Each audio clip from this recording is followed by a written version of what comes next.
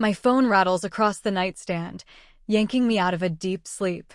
The hotel clock flashes those angry red numbers. 3:18 a.m. Portland City lights sneak in through the flimsy curtains while I fumble for my phone, squinting at the screen's glare. Mom's text lights up the display. Finally took care of that empty house of yours. You're welcome. I blink. My brain's still half in a dream. Empty house? What the hell is she talking about? I swipe open our message thread and, of course, there's a whole flood waiting for me. The realtor found us a cash buyer. $2.85 million. Can you believe it? We used that old power of attorney from when you deployed to Iraq. Don't worry. We signed everything properly. Now I'm awake. That power of attorney, the military paperwork I signed 7 years ago. For emergencies only, while I was overseas. The one I never got around to canceling. My body goes stiff. Another text pops up. Chloe's wedding venue deposit is secured. She's ecstatic. The caterer, the band, everything top shelf. Our baby deserves the best. I feel a cold wave crawl up my spine. It all slams into place. The Arlington house. My house. The one the Marshal Service uses as a safe house for the Kovac syndicate witnesses. The Vega family, Alondra and her boys, living there under protection right now. My parents just sold a federal safe house to pay for my sister's wedding. My hands shake as I call Mom, praying this is some kind of insane mix-up. She picks up on the first ring, way too cheerful for 3 in the morning. Sienna, isn't it wonderful? We've been trying to reach you for days. Mom, I manage, trying to keep my voice steady. What exactly did you do? We sold your house in Arlington. That place you never visit? The one just sitting there empty? Tom, pick up the extension. Sienna's on the line. Dad's voice comes on, groggy. See? That you? The house wasn't empty, I force out through clenched teeth. Don't be silly, Mom laughs. We drove by twice. Not a single light on, newspapers piling up. The realtor did a walkthrough. Nobody lives there. Of course not. The Marshal Service keeps the place locked down. Blackout curtains, mail held, nothing to show anyone's there. You had no right, I whisper. We had every right, Dad shoots back. That power of attorney is still valid. Chloe's fiancé's cousin does real estate law. We checked. It's like something heavy lands on my chest. Who bought it? Blackwater Holdings Group, Mom says, chipper as ever. All cash. Can you believe our luck? Settlement was yesterday. Chloe's already put deposits on the Grand Hyatt Ballroom. Blackwater. Never heard of them, but my stomach drops. Cash buyers with shell company names, they don't just want any old house. They want this house for a reason. Sienna, Dad says, dropping into that tone I know too well, the one he always used to explain why Chloe mattered more. Sometimes family comes first. Chloe needs this more than you do. That old ache flares up, but I push it aside. This isn't about Chloe or my parents' favorites. 3 people's lives are on the line now. I have to go, I say, flat. But we need to discuss, I hang up. My fingers are already dialing Deputy Chief Hale. He answers on the 4th ring, still half asleep. Hale. Sir, my parents just sold the Kovac safe house. 3 long seconds of silence. Then his voice snaps awake. Say that again, Deputy. My parents found my old military power of attorney and sold my Arlington house to a cash buyer. Settlement closed yesterday. Jesus Christ. I hear sheets rustle, a lamp flick on. Who's the buyer? Blackwater Holdings Group, LLC. He sucks in a breath. He gets it. Nobody pays cash for a federal officer's house unless they're looking for someone. Get on the next flight to DC. His voice is stone. I'm activating a Tier 1 relocation. I'll call in the team. Sir, this isn't a discussion, Shaw. The Vegas are blown. If Kovac's people made the connection, they're already moving. My throat closes up. The Kovac syndicate. Armin Kovac, the one whose brother Alondra Vega is about to testify against. The one who sends body parts as warnings. Yes, sir. On my way. I throw my suitcase on the bed and start stuffing clothes in, mind racing through every emergency protocol I know. My phone feels like it weighs a ton. What have they done? I whisper into the empty room. Mom's next text buzzes in. She's planning a surprise engagement brunch for Chloe and Daniel this Sunday, All smiles and exclamation points. You ever get news that flips your whole life upside down in a second? I stare at her message, knowing by sunrise, Chloe's wedding is going to be the least of our family's worries. The Justice Department conference room reeked of burnt coffee and nerves. 7 hours after I called Hale in the middle of the night, I found myself boxed in by federal agents, all of them looking like they hadn't slept in days. My carry-on sat in the corner, still stuffed with the clothes I'd thrown in back in Portland. "Let's go over what we know," Deputy Chief Jordan Hale said, tapping a manila folder against the table. No tie, shirt wrinkled, he'd clearly pulled an all-nighter to pull this emergency team together. "The sale closed yesterday at 10:22 a.m., he continued. $2.85 million. Buyers Blackwater Holdings Group, LLC. Elaine Porter, senior counsel for witness security, pushed her glasses up and cut in. Market value's $4.1 million. Nobody sells that far under unless there's a reason." Her voice was tight, the kind you hear from someone who's watched things go wrong before. "The LLC's Delaware," she said. "Registered 4 weeks ago. We're seeing ties to shell companies in Luxembourg." My gut twisted. "It's Kovac," I said. "Almost for sure." Elaine's eyes locked on mine. "It's syndicate-linked." I glanced at the table, at the photos scattered everywhere, surveillance shots of my Arlington Colonial. Not exactly a crime scene, not yet, but it felt like one. That was the house I'd bought because the Marshal Service needed something secure. Alondra Vega and her boys had been living there, under watch, for the past 11 months. How'd they find it? My voice sounded steadier than I felt. Hale slid a document across to me. It was a power of attorney, my own signature on it, the edges yellowed from sitting in my parents' files for 7 years. "Your father took this to the title company. They checked it against military records. From your Iraq deployment," he said. The words were dry in my mouth. "I never canceled it." "Your father listed your mother as the realtor of record," Hale went on, trying to keep his voice even, but I could see the anger in his eyes. "Not at me, at the whole damn mess.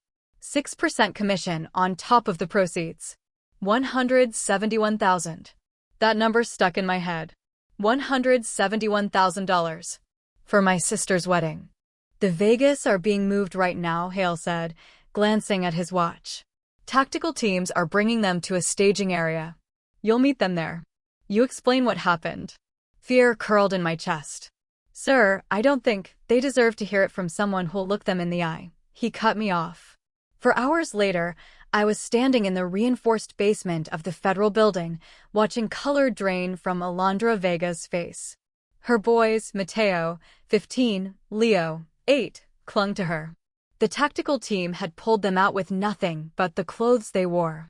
"Your family?" Alondra whispered, her fingers digging into her son's shoulders. "They found us because of your family?" I swallowed hard. "My parents?" "Yes." Her eyes darkened. "The trust we'd built over months just shattered. You promised we'd be safe." "You are safe," I insisted. "We got you out in time." I motioned around the basement, the marshals at every door. "Kovac's people haven't, Mama." Mateo's voice shook. "Will they find us again?" Before Alondra could answer, the steel door swung open. Marshal Deacon Ruiz stepped in, tactical vest still strapped on, face drawn but sharp as ever. "Extraction team's ready," he said, giving Alondra a nod. "Transport to Camp Lejeune leaves in 10. "Camp Lejeune?" Alondra's voice cracked. "The Marine base?" "Temporary Safehouse," I told her. "We'll get a new identity package. Nobody gets in or out without top clearance." Then Elaine barreled in, tapping furiously at her tablet.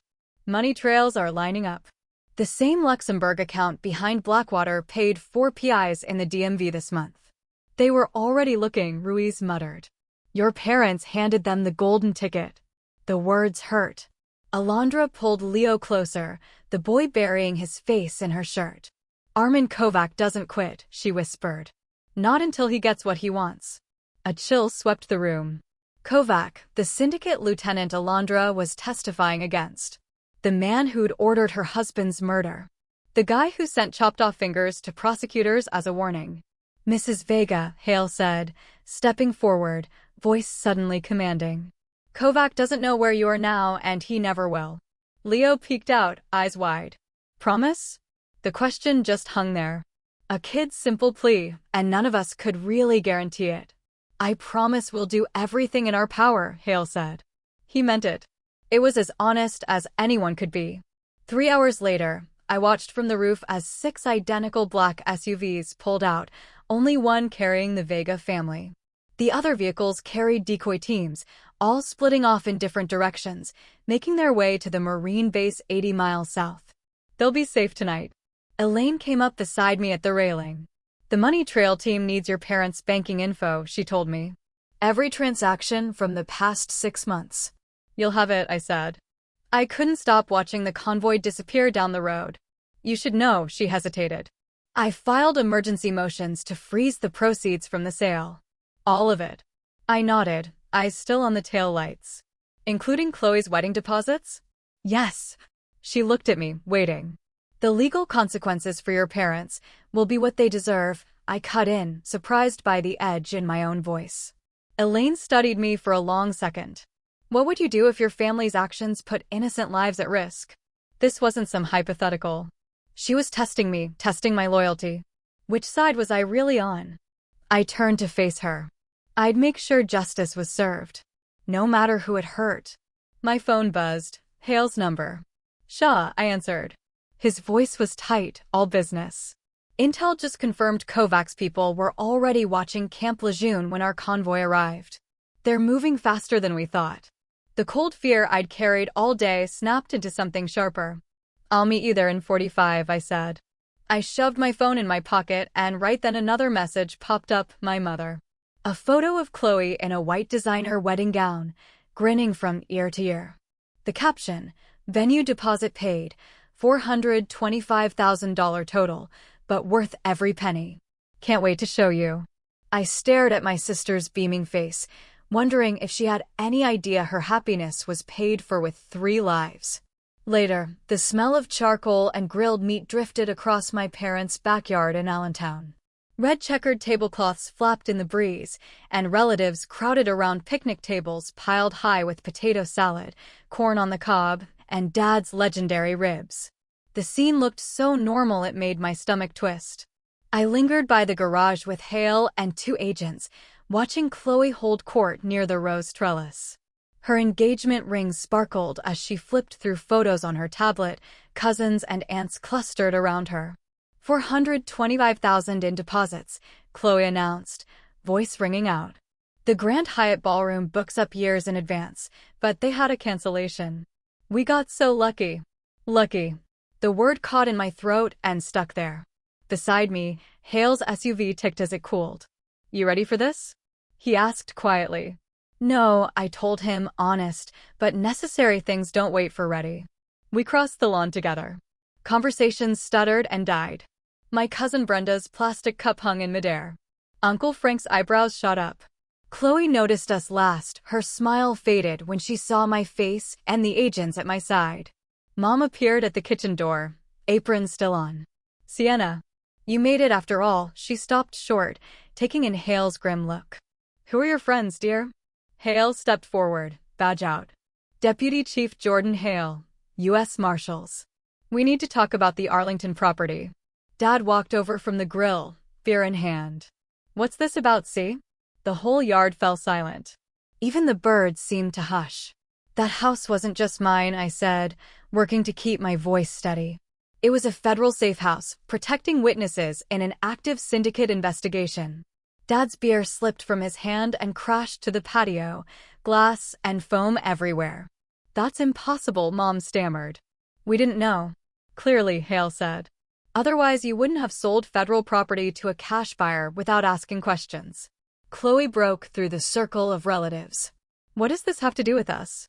The house was empty. It wasn't empty, I said. The witnesses were relocated temporarily for a court date. They were supposed to return the day after tomorrow. This must be a misunderstanding, Dad insisted, his face turning red. The realtor assured us. Where did you find this realtor? Agent Grayson cut in, notebook ready. Mom's hand fluttered at her throat. Miriam Blackwell introduced us at Rotary Club.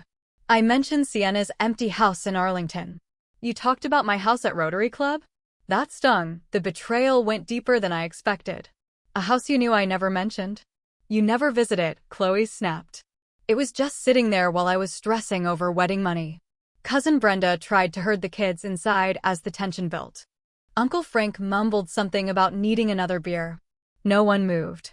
Dad pulled himself together. You should have told us about the witnesses, Sienna. This is on you. His words hit like a punch. You used an expired military power of attorney to sell property that wasn't yours to sell. We had every right. Mom keeps saying the lawyer told her so. Which lawyer? Hale wants to know. Mom hesitates. Chloe's fiancé's cousin, she says, but she's less sure now. He does real estate in Philadelphia, apparently. Chloe steps up, eyes already glassy. You're wrecking my wedding for your stupid job. $425,000 in deposits, all non-refundable. The dress alone cost Chloe. I cut her off. 3 people's lives were at risk. Kid's mom. We didn't know, Mom cries. Hale clears his throat. Mrs. Shaw, our investigation shows Blackwater Holdings Group LLC, the company that bought the property, is owned by Armin Kovac. That name drops like a bomb at the barbecue. Even Chloe shuts up. Armin Kovac? Dad repeats slow, like he's trying to make sense of it. As in the syndicate? Hale nods. The very same. Agent Torres, can you show them the warrant? Torres steps up, hands over the paperwork. This is a federal seizure order for all proceeds from the Arlington property sale, including anything already spent. Chloe goes pale. But my wedding, federal funds come before wedding cakes, Hale says. Zero sympathy. Suddenly, a car door slams across the lawn. Chloe's fiancé, Daniel, walks over, golf shirt perfect, sunglasses on his head, like he's come for a friendly chat. What's happening? He glances at us all, tension obvious. Chloe texted about feds and money. Torres hands him the warrant. Daniel reads it, jaw clenched. Is this for real? He looks at everyone. Chloe, my parents, me. So the wedding money came from a house you sold to criminals? Daniel, Chloe starts, desperate. No thanks. He drops the papers on the table. I'm not starting my life with syndicate money and federal agents. Call me when this is sorted out. He turns, heads back to his Audi. Daniel. Chloe chases after him, nearly hysterical. Dad sits down hard on a bench, looking suddenly old. This isn't just about money, is it? He asks, voice small. No, Mr. Shaw, Hale says. Witness protection breaches mean criminal charges. My phone buzzes, Marshal Ruiz. I step away from this collapsing family picnic. Shaw, I say. Ruiz sounds tense. We have a situation at Camp Lejeune. Kovac's people were spotted scoping out the facility. I feel the cold creep up my spine. Tell security not to engage. I'm coming in. I hang up, turn back. Chloe's sobbing by her tablet. Mom's clutching Dad's arm. They both look shrunken. I tell Hale I need to go. Kovac's men are at Camp Lejeune. He just nods, face all business. Agents Torres and Grayson will stay here. I'll drive you. We're almost at the car when Mom calls after me. Sienna, please, your sister needs you. I pause, one foot in the SUV, and look back at my family. Half-eaten barbecue, scattered agents, everything falling apart. And I realize right then I've hit my limit for family loyalty. We roll out in a convoy, 3 black SUVs slicing through foggy midnight streets. No sirens, no lights. We're moving the Vega family out of a sanctuary that's not safe anymore. I check my watch. 2:45 a.m. We've been driving 30 minutes. In the back seat, Alondra hugs Leo tight, his 8-year-old body curled up like he's trying to disappear. Mateo, 15, stares out the window, jaw clenched, face set. The streetlights flicker across his eyes, but I can't tell what he's thinking. How much longer? Alondra whispers, her accent thick with exhaustion. About an hour to the airfield, I tell her, keeping my voice down.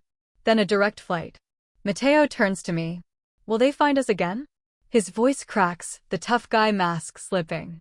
Behind it, he's just a terrified kid who's seen too much. The question hangs in the air. I could lie, promise him the feds are unbeatable. But after what my parents did, these people deserve the truth. I look him in the eye. Not while I'm alive. The promise sits between us, heavy and real. Up ahead, Hale signals a turn. We follow, sliding deeper into sleeping suburbs that have no idea what's passing through their streets tonight. My phone buzzes, Dad again, 5th time tonight. I let it ring. At the airfield, Marshal Ruiz stands by the floodlights, massive and steady, his team forming a circle around the Vegas. Weapons out, everyone on edge. My eyes flick over the shadows past the edge of the tarmac. Nothing moves. All clear. Ruiz gives me a nod, his voice rough from too many cigarettes and not enough sleep. Plane's ready. The pilot chimes in, weather's good all the way. I just nod, throat tight, as Alondra gathers her boys and shepherds them up the stairs to the little government jet. They've got nothing but backpacks. That's all they're allowed to take from their old lives. The rest? Too risky. Too easy to track. Ruiz hands me a tablet. Someone from the office sent this.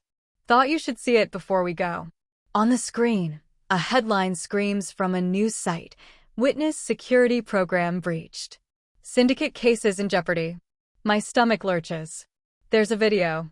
My mother, ringed by microphones on our old porch in Allentown. She's crying, makeup flawless even now. We had no idea, she says, voice breaking. We thought the house was empty. How are we supposed to know about some government program? The camera cuts to a Justice Department spokesperson, stone-faced on the courthouse steps. I catch a glimpse of myself in the background, standing next to Hale, face blank as reporters yell questions we can't answer. I shove the tablet back at Ruiz, nausea climbing. That's not even the worst of it, he says. He pulls up another screen, Chloe's Instagram. 38 minutes ago.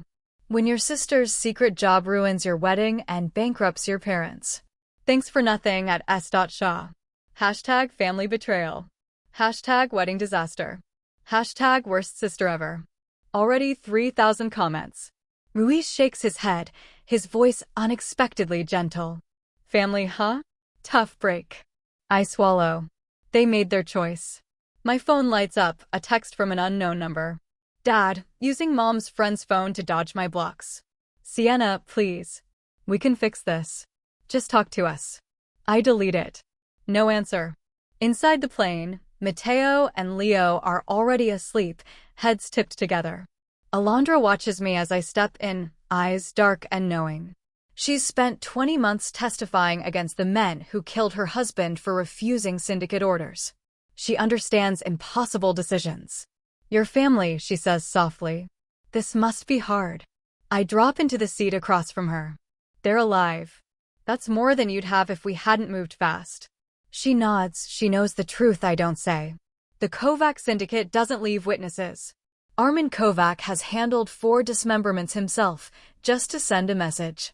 Alondra leans in. In my country, we say, blood makes you related. Loyalty makes you family. She reaches over, squeezes my hand, quick but fierce. You've shown loyalty. The engines rumble. Outside, I watch Ruiz's team melt into the night, climbing into cars stationed all around the airfield. The job isn't over when we get airborne. They'll keep watch until we're gone, then we go dark, no contact for the next 14 hours. My phone buzzes again. Hale this time. Porter built a solid case.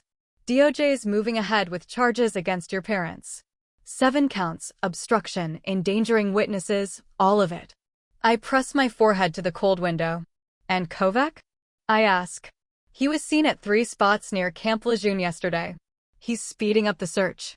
Porter thinks he paid your parents' realtor an $85,000 finder's fee. The words cut deep. 85 grand. Just a sliver of what they made selling the house. Blood money, and they took it without blinking. Hale keeps going. We've got security on the courthouse, round the clock. Alondra testifies Thursday. I'll be there. Your sister's going public again tomorrow. Morning shows, playing the victim. I let out a bitter laugh. Of course she is.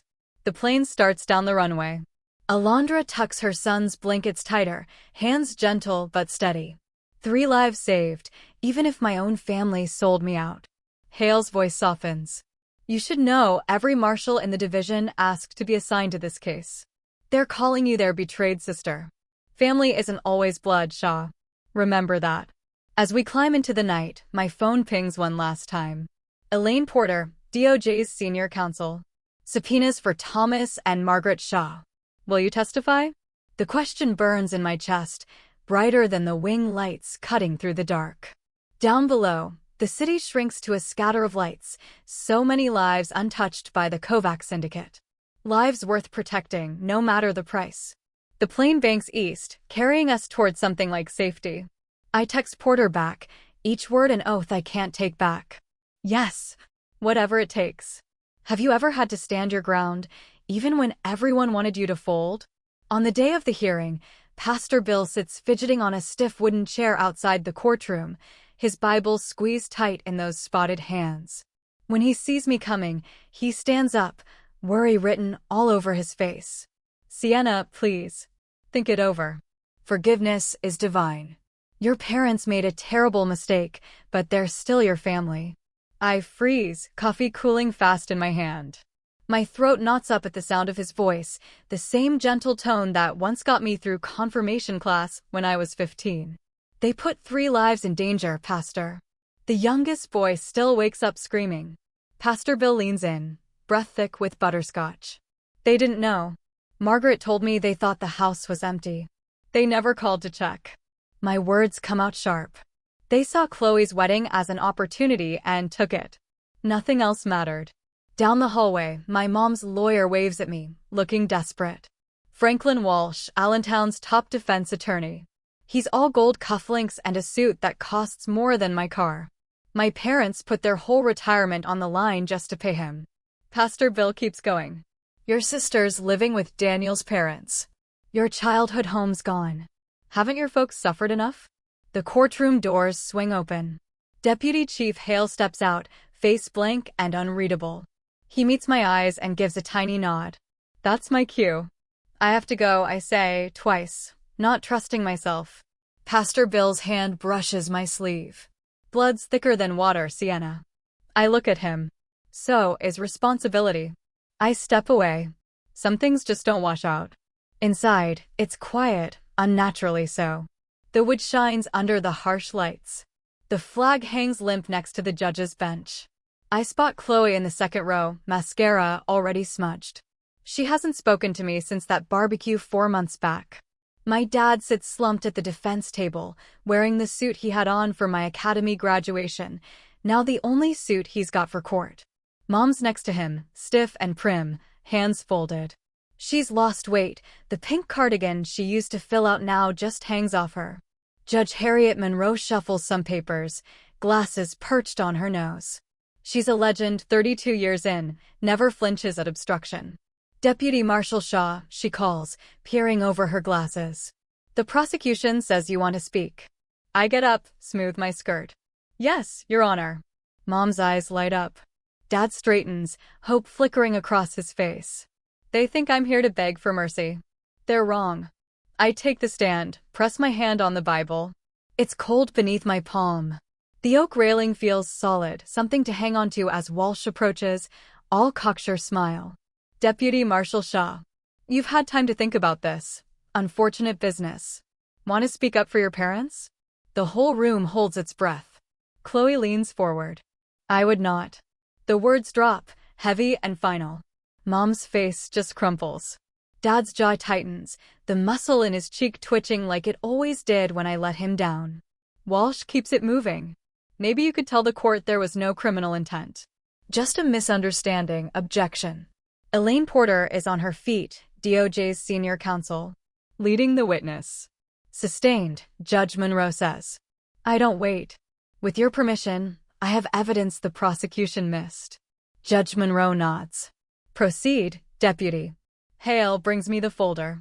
I pass the first document to the bailiff. This is a timeline of syndicate surveillance on the Arlington house, starting just 10 hours after closing. The license plates match vehicles tied to Armin Kovac. Mom lets out a whimper. This is a recording from the Rotary Club lunch. Margaret Shaw first mentioned the empty Arlington house to James Weston, who put her in touch with the so-called realtor. The bailiff takes the next document. Weston's now identified as a low-level Kovac associate. Dad's hands shake. This power of attorney, page 3, says it's limited to military deployment emergencies. Page 4, my father's initials, he acknowledges the limits. Chloe chokes back a sob. And finally, I say, keeping my voice steady even though my insides are shaking, these are photos of Leo Vega, age 8, during emergency relocation. The psychologist's report says he won't sleep without the lights on, and he panics if he hears Spanish nearby. The photos show a terrified little boy clutching a stuffed dinosaur as Marshall Ruiz hustles him out the back. Another, him curled up against his mom in a van, hands pressed to his ears. Walsh tries to protest, but the damage is done. Your Honor, they're just trying to sway the court. These are the consequences, Mr. Walsh, I say before the judge can get a word in. Actions come with consequences. Judge Monroe tells the deputy marshal to step down, her eyes lingering on the photos. I make my way back to my seat next to Hale, my legs shaking even though I try to keep a straight face. I can't bring myself to look at my parents. No way. Everything moves fast, too fast. Stefan Kovac, life without parole. Armin Kovac, 25 years for witness tampering and attempted murder. The kingpin and his lieutenant, brought down because a mother had the guts to testify. Then it's my parents' turn. Judge Monroe's voice is steady. Thomas Shaw, I sentence you to 5 years in federal prison, plus 3 years supervised release. My dad slumps forward. Margaret Shaw, 3.5 years in prison, 2 years supervised release. My mother's sob bounces off the high ceiling. The court seizes all the money from the illegal sale, wedding deposits, purchases, all of it. Chloe shoots out of the courtroom, the door banging behind her. Later, out in the marble hallway, my family lines up. Every face is a verdict. Uncle Dave steps up, the same man who taught me to fish at Lake Champlain, still wearing that battered Korean war vet cap, still scowling. You could have helped them, he snaps. Instead, you buried them. I look right at him. They buried themselves when they sold that house. It's just a house, Sienna. For Christ's sake. He shakes his head. It was 3 lives. A mother and 2 kids who trusted us to protect them. And what about your mother? Your father? His voice cracks. What about family loyalty? The question hangs there, thick as smoke. Everyone's watching me, cousins, aunts, all of them, waiting for my answer. Some things matter more than blood, I say. If that makes me cold, fine. I walk away, heels echoing on the marble. Outside, reporters crowd the steps. Flashes go off as I come through the door. Microphones in my face. Deputy Marshal Shaw, do you regret testifying against your parents? I pause. The wind tugs at my hair, cherry blossoms from the park somewhere in the breeze. Spring in DC, everything coming back to life while other things just die. Justice isn't about regret, I say. It's about drawing a line and standing on the right side, no matter what it costs. Ruiz appears behind me, silent and steady in his tactical gear. We head down the steps toward the government SUV, leaving the cameras and the shouting behind. What's the price of doing the right thing when it costs you everything? For me, there isn't one. That's the answer. None. 5 years later, sunlight pours through my Alexandria apartment. 3 years since I watched my parents leave in handcuffs. The coffee maker sputters as I do up my blazer, fingers brushing the deputy chief badge on my belt. My phone buzzes, a text from Alondra Vega. There's a photo, her oldest grinning next to her and his little brother. He just won a high school award. He wants to go to Georgetown Law. The message says he wants to become a prosecutor. You made this possible, Sienna. I look at their faces, bright, safe, alive. I tuck the phone away. On my desk, a single photo of my old unit in Iraq, arms around each other, eyes squinting in the desert sun. The day I signed that power of attorney, the paper that almost got 3 people killed. It takes 4 hours to drive to Alderson Federal Prison, another 40 minutes for security. Then my mother sits across from me at a battered metal table, orange jumpsuit hanging loose. Her hair's gone all gray. You look good, she says, hands folded just like she did at dinner all those years. The promotion suits you. I don't answer. I just slide the envelope across the table. Another one? She touches it like she's afraid it'll burn her. That's 8 letters now. I know. She opens it, unfolds 8 handwritten pages, reads the first lines, then looks up at me. You read them all? Every word lands heavy. Margaret swallows, her throat tight. When will you forgive us, Sienna? That question just sits there, drifting between us like smoke. I've been asking myself the same thing for 3 years now. 3 years of watching her grow older, 15 minutes at a time, across this stupid table. When I can look at you and not see the faces you almost got killed. She jerks at that, her eyes drop, hands twisting. We didn't know. You didn't want to know, I shoot back. Chloe's wedding meant more to you than asking why I had a house I never visited. Thanks for watching, I add, and that's it. Outside, families reconnect in the parking lot, hugging, catching up. A little girl shrieks with joy as her dad swings her around and around. Family. It sounds so simple, but nothing's ever that neat. Back at headquarters, I run the monthly review for active witness cases. My team brings me security updates, threat reports, new housing plans. They're good people, solid, committed. Not a single witness lost since I took charge.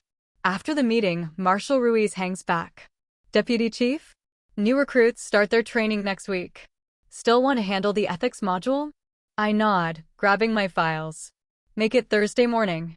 Training day. The room fills with fresh faces, crisp uniforms, eyes locked on me. You'll protect witnesses from the worst, professional killers, organized crime, terrorist cells. That's the easy part, I tell them. They look confused. The hard part? It's not strangers you have to watch out for. It's the people closest to you. Your roommate, just making conversation, but now someone knows your weird schedule. Your spouse, tired of all your secrets. Your parents, thinking they know what you should do with your property. 500 watts. They get it. I see it on their faces. Later, I'm at the window, watching the DC skyline glow in the dark. Hale comes up behind me. Saw you approved tomorrow's prison transport, he says. Ever think about making peace with them? Before they're out? A plane blinks its way toward Reagan National. They picked $2.85 million over 3 lives, I say, finally. If walking away makes me cold, fine. Some duties matter more than blood.